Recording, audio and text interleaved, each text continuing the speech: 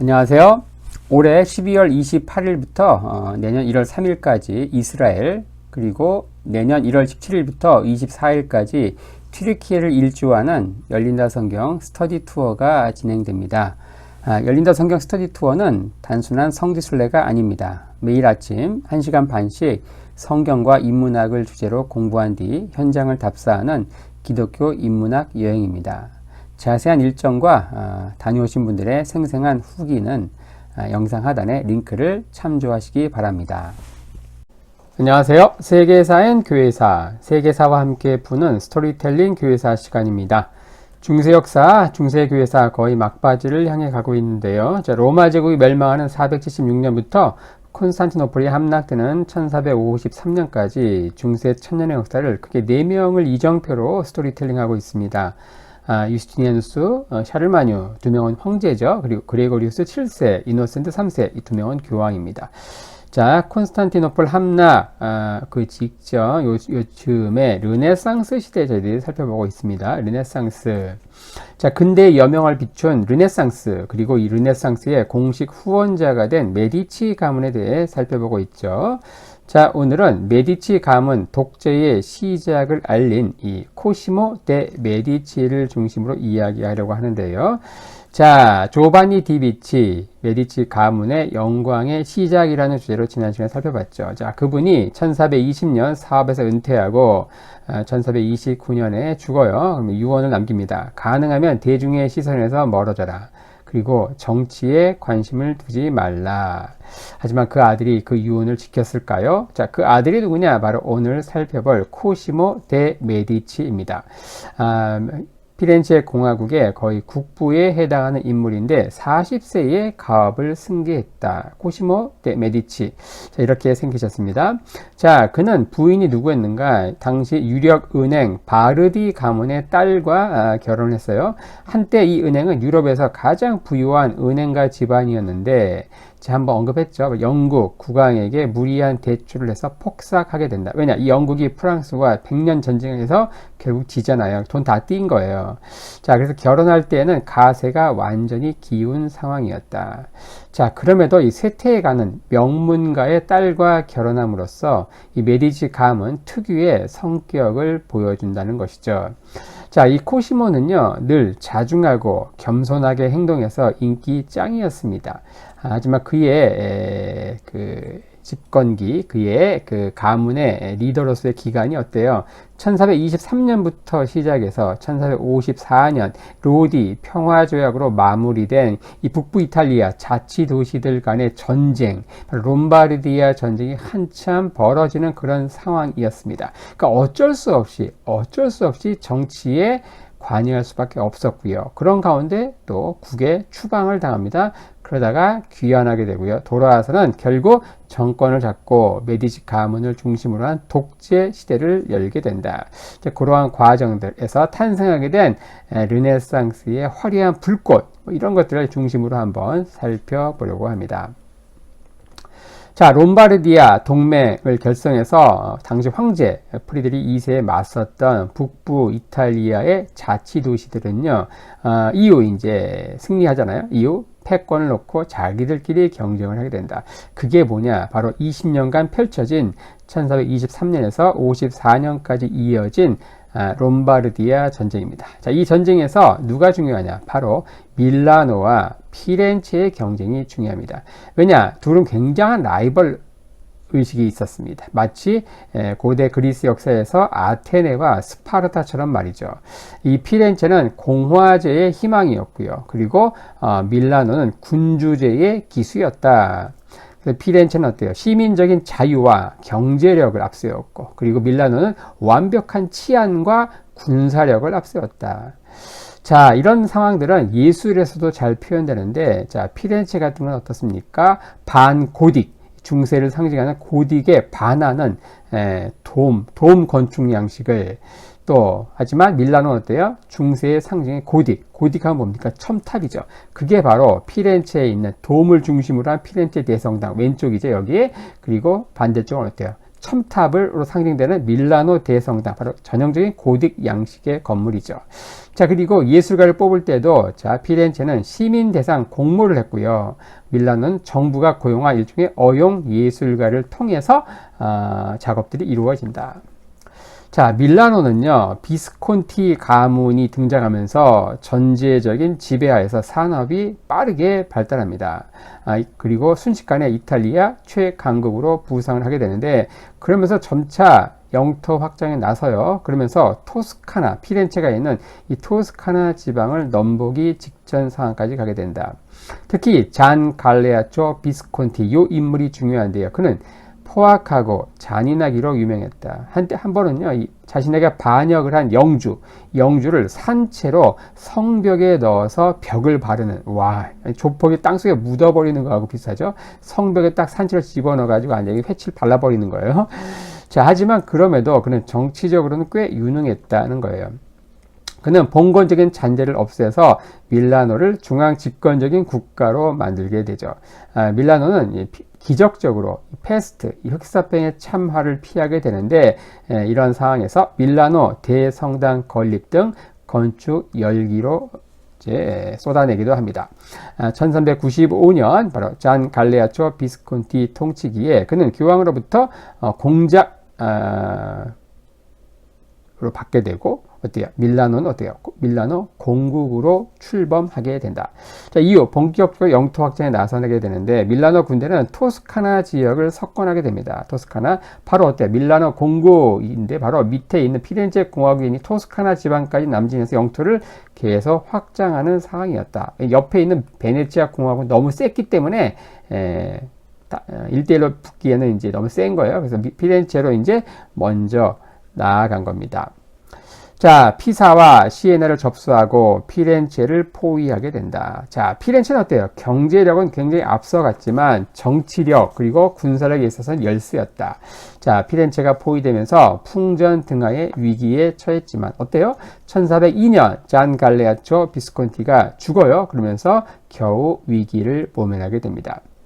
4년 후 1406년 피렌체가 반격을 가합니다. 피렌체는 용병 군단을 고용해서 토스카나에 빼앗긴 지역들을 다시 탈환하게 되죠.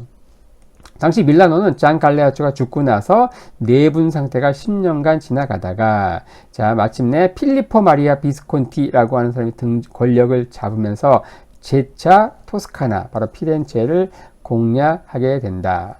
자, 이러면서 이제 발발하는 게 1423년 롬바르디아 전쟁입니다. 무려 20년간 지속이 되는데, 자, 밀라노의 위협에 맞선 피렌체가 선전포고를 하면서 전쟁을 시작된다. 피렌체는 나폴리와 연합군을 형성하지만 밀라노 군대에 상대가 되지 못합니다. 패전을 거듭하게 되죠. 하지만 이때 아직 정치에 이때는 아직 이제 가문의 수장이었던 조반니 디비치, 지난 영상에 살펴봤죠. 그 조반니가 베네치아로 갑니다. 가서 이제 베네치아를 전쟁에 끌어들이는 거예요. 이 베네치아는 밀라노의 영토 확장을 경계하던 중이었기 때문에 베네치아도 이 피렌체 중심으로 한 동맹에 합류하게 됩니다. 1425년 피렌체 합류로 전세는 단숨에 역전이 된다. 그리고 1427년 이 연합군이 밀라노를 격파하게 되죠. 자, 베네치아 합류로 전세가 역전됩니다. 이러면서 피렌체의 당시 정권을 잡고 있던 실권파 이 아르비치 가문은요, 내친김에 자신들도 루카 지역을 공격하면서 영토 확장에 나서는 거예요.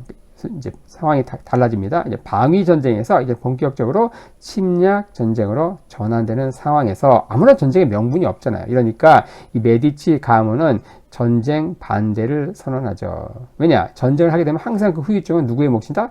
민중들의 몫이다. 자, 역시 이 메디치 가문에 대한 민중들의 지지는 또 폭발적으로 또 늘어납니다. 이런 가운데 1429년 이제 메디치 가문의 영광의 시대를 열었던 조반니 디비치가 69세를 일기로 죽게 돼요. 루카 전쟁은 장기화되고요. 그런 가운데 경제 불황은 가속화되면서 피렌체의 주력 산업이었던 모직 산업계는요, 줄도산하게 된다. 자, 그런 가운데 1433년 결국 이제 강화 조약을 맺게 되죠. 자, 그 강화 조약의 조건이 뭐였는가? 단지 전쟁 전 상태로 돌리는 조건으로 강화하는 거예요. 자, 그러면 사람들이 묻겠죠. 그럼 도대체 뭘 위한 전쟁이었는가? 시민들의 불만이 엄청 폭증된다. 이런 가운데 위협을 느낀 실권파 이 알비치 가문은요, 당파 갈등의 해결책으로 역시 폭력에 의존합니다. 문제는 뭐예요? 누가 선빵을 날리느냐였죠. 실권파는요, 즉시 전광석화처럼 코시모를 가만히 있던 그 코시모는 어때요? 반역죄로 감금하고 사형을 언도해요. 자, 공화제를 이제 전복하려고 했다라고 하는 말도 안 되는 혐의. 그러니까 전쟁을 반대한 것밖에 없었죠. 어쨌든 이 코시모를 반역죄로 몰아서 감금, 그 사형을 언도합니다. 하지만 주변 각국의 반대 청원에 의해서 목숨은 결국 부지하게 되는데 베네치아로 추방령이 떨어져요. 그리고 거액의 보증금을 납부하게 함으로써 이 메디치 가문에게 경제적인 타격을 주고, 그리고 코시모를 비롯해서 이 가문의 유력 인사 3명을 전부 해외로 추방시켰다. 자, 실권파였던 이 알비치 가문은 이 정도면 이제 이 메디치 가문이 재기 불가능할 것이라 생각을 하면서 안심을 합니다. 하지만 이 메디치 가문의 결속력은 예상보다 강했고요. 해외 인맥은 예상보다 훨씬 더 넓고 두터웠다.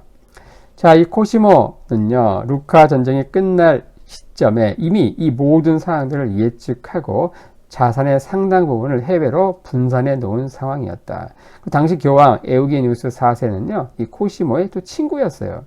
자, 베네치아로 망명 갔던 코시모는요, 베네치아에서 완전 국빈급으로 환대를 받게 됩니다. 이 베네치아에서의 코시모. 자, 당시 베네치아는요, 엄청 잘 나갔습니다. 십자군을 실어 나르면서 도약했던 베네치아는요, 특히 이 4차 십자군을 계기로 동부 지중해 여왕으로 거듭나게 되는데, 당시 세계를 무대로 활동을 했다. 그 대표적인 인물이 뭐예요? 당시 원나라까지 가서 활동했던 마르코 폴로도 바로 이 베네치아 사람입니다. 이 베네치아는요, 해상 국가로 도약했던 아말피, 피사, 제노바를 차례로 격파하면서 당시 동방에서 오는 이 향신료 무역을 거의 독점을 하면서 돈을 갈고리째 쓸어담고 있었어요. 당시 베네치아의 그 시스템은 공화정이었습니다. 피렌체하고 비슷하죠. 그리고 장사하는 상인 독점 체제라는 외형. 그 외형은 어때요? 피렌체하고 상당히 비슷했다. 하지만 그 내부를 들여다보면 전혀 달랐다는 거예요. 그 확실히 다른 게 뭡니까? 베네치아는 정치적으로 굉장히 안정되어 있었다는 거예요. 수시로 쿠데타, 폭력 이런 것들이 난무했던 피렌체와는 달랐다. 이 베네치아는요, 국가 원수가 완전 절대화, 신비화된 일종의 상징적인 존재였어요. 마치 일본의 천황과 비슷합니다. 실제 정치는 원로원 중심으로 이제 공화정 체제로 이루어지는데, 거기에서 막강한 권력을 쥔 인물이 누군가 10명으로 이루어진 10인위원회였습니다. 자, 이들은 중심으로 해서 국내외 정보 수집력은 유럽 최강이었다. 이 베네치아의 정보력을 나중에 영국이 이제 그대로 배워가지고 대영 제국을 이루게 되는데, 바로 이들은 해외 정보뿐 아니고 국내 사차 이런 것들을 통해서 권력을 꽉 틀어쥐었다. 코시모는 이 베네치아에서 상당히 많은 것들을 배워옵니다. 고민합니다. 왜 비슷한 정치 체제, 이 공화정인데 이곳은 이렇게 안정되어 있는가? 왜 우리 수시로 쿠데타가 일어나는가? 그리고 베네치아에서 이 정보의 홍수 속에서 수많은 공부를 하게 되죠. 자, 그 당시 오스만 투르크가 떠오르는 태양으로, 그리고 당시 이름뿐인 비잔틴 제국은 이제 지는 해였고, 자, 유럽의 지원이 없다면 당장 망해도 이상할 게 없는 게 비잔틴 제국의 상황이라는 것을 보게 됩니다. 그리고 베네치아는 국익을 최우선으로 했기 때문에, 자, 9차에 걸친 십자군 시대는 끝이 났다. 국익을 위해서라면 비잔틴 제국은 심지어 무슬림인 오스만 투르크와도 손을 잡을 수 있는 그런 상황으로 시대가 바뀌었다는 것을 보게 되죠. 자, 이런 상황에서 피렌체는요, 계속된 경제 불황으로 시민들의 불만이 폭증을 하게 됩니다. 그리고 코시모 귀국을 바라는 목소리도 점점 폭증하게 되죠. 자, 이런 가운데 실권파는 결국 선거를 할 수밖에 없었고, 1434년 실권파 파인 이 알비치 가문의 필사적인 노력에도 불구하고 이 메디치파가 승리하게 됩니다. 결국 실권파인 알비치 가문은요, 해외 망명, 도망을 가게 되죠. 자, 이런 가운데 1434년 10월 코시모는 귀국을 하게 되고 열렬한 환영 인파 속에 귀국을 하게 된다. 그는 오자마자 자신을 쫓아냈던 알비치 가문에 대한 보복을 금지하고요. 자비로운 통치자 이미지를 각인시킵니다. 왜냐? 그에게는 당장의 복수보다 더 큰 비전이 있었어요. 첫째, 그는 권력을 장악을 해서 정치적인 안정을 추구하려고 했고요. 더 나아가서 피렌체를 유럽 최고의 도시로 만들 그러한 그 청사진이 있었던 거예요. 1434년 피렌체 의회를 통해서 이 메디치 가문의 실질적인 통치를 공인하는 절차가 만들어집니다. 자, 여기에서 이 메디치 가문이 제1 시민으로 등장을 하게 되죠. 자, 이게 어디에 많이 본 것 같죠? 바로 로마가 황제 공화정에서 제정으로 넘어가는 그 상황에서 이 옥타비아누스 아시죠? 이 옥타비아누스가 황제라는 칭호를 사용하지 않고, 왜냐? 당시 로마는 공화정을 사랑했고 황제라는 말에 굉장히 노이로즈가 있었다. 그래서 이제 율리우스 카이사르, 줄리우스 시저도 암살된 거 아니에요? 그래서 옥타비아누스도 황제라는 칭호가 아니고 프린캡스, 제1 시민으로 통치하게 되는데 그걸 그대로 벤치마킹 한 거예요. 자, 피렌체 의회에서 이 메디치 가문이 제1 시민 가문으로 등극을 하게 되고 이때부터 메디치 독재의 시작이다. 이렇게 역사가들 이야기합니다. 하지만 외형은 달라진 게 하나도 없습니다. 그는 귀국한 이후 30년간 국가 원수에 오른 건 딱 3기밖에 없어요. 3번. 근데 한 번 임기가 2개월이니까 고작 6개월밖에 국가 원수에 오르지 않았다. 그는 여전히 시민으로 그냥 은행가로 활동했을 뿐이죠. 그럼에도 불구하고 이 30년간 그가 있었던 30년간 메디치 가문의 권력은 요지부동이었다. 문제는 뭡니까? 독재를 하지만 독재가 아닌 것처럼 보이게 하는 그게 이제 묘미죠. 당시는 이제 독재 군주는 암살해도 좋다라고 하는 게 당시 인문주의자들의 사고였다는 거예요. 그는 왕과 같은 언행을 철저히 삼갔고요. 당파 간의 대립을 막고 막강한 정책 실행력을 보임으로써 민중의 지지를 끌어냅니다. 이 베네치아의 시민위원회를 참조해서 이 피렌체에서 8명의 공안위원을 이제 중심으로 통치를 했는데 그 8명 공안위원을 전부 이 메디치 파가 독점을 하게 돼요. 그리고 선거관리위원회도 독점을 하게 돼요. 자, 이런 가운데 이런 것들이 이제 일사천리로 통과됐던 것은 바로 민중의 절대적인 지지가 있었기 때문에 가능했는데, 자, 이런 가운데 민중의 지지를 확보할 더 확실한 조치를 그는 취하게 됩니다. 그게 바로 세제 개혁안인데, 바로 이때 세계 최초로 누진세가 통과된다. 이러면서 돈 많은 귀족들이 더 많은 세금을 내게 되는 이런 가운데 재산을 지키기 위해서 많은 명문 귀족들은 외국으로 이제 망명을 가게 되는 것이죠. 자, 전 유럽의 이 피렌체의 실질적인 통치자가 우리 메디치 가문임을 각인시키는 게 필요했습니다. 왜냐? 당시 유럽의 왕가는요, 이 피렌체를 왕실 가문도 없는 작은 상업 도시쯤으로 은근 무시했거든요. 우리가 그냥 뭐 근본 없는 이 강남 졸부 뭐 이 정도 수준으로 피렌체를 본 거예요. 자, 밀라노는 그나마 그래도 어때요? 공작이라는 자기를 받았어요. 밀라노 공국입니다. 하지만 피렌체는 그것도 아니에요. 거기다가 또 어때요? 절대 권력이 없으니까 정치는 항상 불안정했다. 자, 그렇다고 해서 이 메디치 가문이 스스로 나는 이 피렌체 우리가 왕이다, 군주다 이렇게 어필하게 되면 어때요? 대략 난감인 상황이 발생하죠. 왜냐? 이미 한번 피렌체의 공화주의 이념을 위반했다고 해서 체포와 추방을 당한 경험이 있었죠. 여전히 이 피렌체는 공화정을 사랑했고 공화정에 대한 자부심이 대단했기 때문에 뭐 군주니 왕이니 이딴 소리 함부로 했다가 그냥 한 방에 갈 수 있는 상황이었다. 자, 이런 상황에서 그는 힘과 힘이 충돌하는 정치 세계에서 또 다른 권위의 상징인 종교를 이용하기로 합니다. 자, 이런 가운데 1439년 페라라, 이탈리아의 페라라에서 공의의 교회 회의가 열리죠. 하지만 흑사병이 발발하면서 회의 장소가 급히 피렌체로 옮겨져요. 이런 가운데 모든 회의 비용을 메디치 가문이 전부 부담을 하게 되죠. 당시 최대 의제는 뭐였는가? 동서교회 합병했습니다. 동방 비잔틴 교회와 바로 서방 로마 가톨릭 교회가 하나로 합쳐지는 그러한 상황들, 바로 1054년 동서방 교회가 대분열을 겪게 됐는데, 바로 이 페라라 공의에서, 바로 페라라 피렌체 공의회에서 교회 통합을 하려고 했던 거예요. 왜 이렇게 했을까요? 1439년이면 어떻습니까? 자, 1454년에 뭔 일이 벌어져요? 비잔틴 제국이 결국 멸망합니다. 오스만 투르크에서 멸망해요. 자, 오스만 투르크의 위협이 코앞으로 다가오자 비잔틴 제국은 유럽의 원조가 절실했다. 이런 가운데 비잔틴 제국의 황제 그리고 콘스탄티노플의 대주교도 이 회의에 참석을 해요. 이러면서 신학 논쟁도 다 마무리됩니다. 다 오케이, 다 받아들이는 거예요. 자, 그들이 끝까지 붙들고 있었던 필리오케 이 논쟁, 이것도 이제 다 양보하는 거예요. 자, 그러면서 7월 6일 피렌체에 있는 대성당 돔 밑에서 동서교회 통합을 선포하죠. 그리고 비잔틴 제국의 황제는 로마 교황 앞에 무릎을 꿇습니다. 하지만 어떻습니까? 오스만 투르크를 막긴 이미 너무도 늦었다.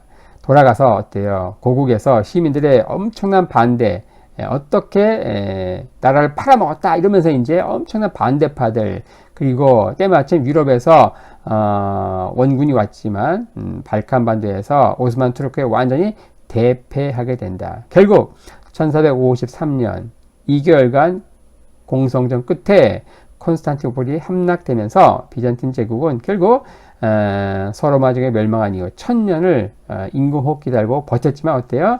결국 무너지게 된다. 자, 이 피렌체 공의회, 페라라에서 피렌체로 옮겨진 요 페라라 피렌체 공의회는요, 단순한 종교적 사건이 아닙니다. 이 동서방 교회 통합에는 실패했죠, 말씀드린 대로. 하지만 우리가 주목해야 할 것은 다른 것입니다. 그것은 뭐냐? 바로 새로운 사상이 이 피렌체를 통해서 전 유럽에 유입되게 되는데, 그게 뭡니까? 바로 르네상스라고 불리는 그 신호탄이 된 거예요. 동서방 교회 통합에는 실패했지만 코시모는요, 이 회의를 주관하면서 당시 동방교회 대표들에게 상당히 우호적인 인상을 남깁니다. 자, 그러면서 1453년 콘스탄티노플이 함락되면서 이런 세계적인 사건을 통해서 자신의 꿈이 현실화된다. 당시 비잔틴 제국이 멸망 직전에 그것을 탈출했던 동방 비잔틴 제국의 철학자, 신학자들은 대거 어디로 왔느냐? 바로 코시모가 통치하는 이 피렌체로 오게 되죠. 자, 이러면서 유럽 지성사회 일대 혁명이 일어나죠. 당시 유럽은요, 이 아리스토텔레스 철학을 기초로 쌓아 올린 중세 유럽 문명의 새로운 대안으로서 결국 신플라톤주의가 도입이 됩니다. 바로 누굴 통해서? 비잔틴 제국에서 넘어온 철학자들, 신학자들을 통해서 말이죠. 15세기 후반 밀어닥친 요 신플라톤주의의 파도를 통해서 결국 이 보티첼리, 미켈란젤로를 통해서 이것은 예술적인 쓰나미로 발전하게 되죠. 당시 메디치 별장에 이 플라톤 아카데미가 개설되고 정기적인 학술 토론회가 이루어집니다. 그리고 여기에 원장이 누구였는가? 메디치 가문 주치의의 아들인 마르실리오 피치노였다. 그는 15세기 최고 학자로 군림하게 되는데, 바로 이 모임이 르네상스와 인문주의 운동의 메카, 바로 헤드쿼터 역할을 하게 됐다는 겁니다. 1464년 이 코시모는요, 75세를 일기로 죽어요. 그리고 가족 성당인 산 로렌초 성당에 묻히죠.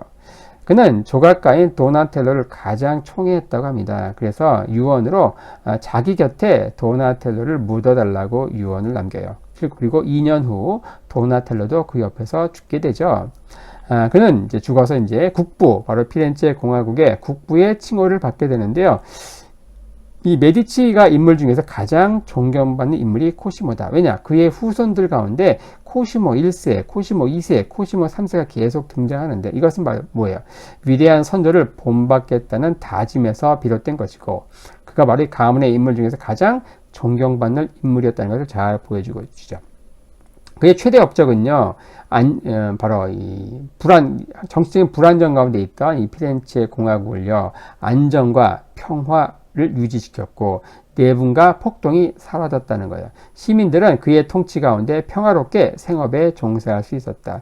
그런 가운데 간혹 전쟁도 병행을 했는데 1440년 밀라노와 몇 차례 전투를 해요. 바로 앙기아리 전투에서 승리하게 되는데 그 승리와 관련된 벽화가 바로 레오나르도 다빈치가 남긴 벽화이기도 해요. 저렇게 하면서 오늘은 피렌체, 당 정치적인 불안정 가운데 있던 피렌체, 정치 전면에 나서서 메디치 가문 독재의 시작을 알린 국부 코시모 데 메디치에 대해서, 그리고 그에 의해서 본격적으로 이제 불꽃이 꽉 타오른 이 피렌체 르네상스에 대해서 살펴보았습니다.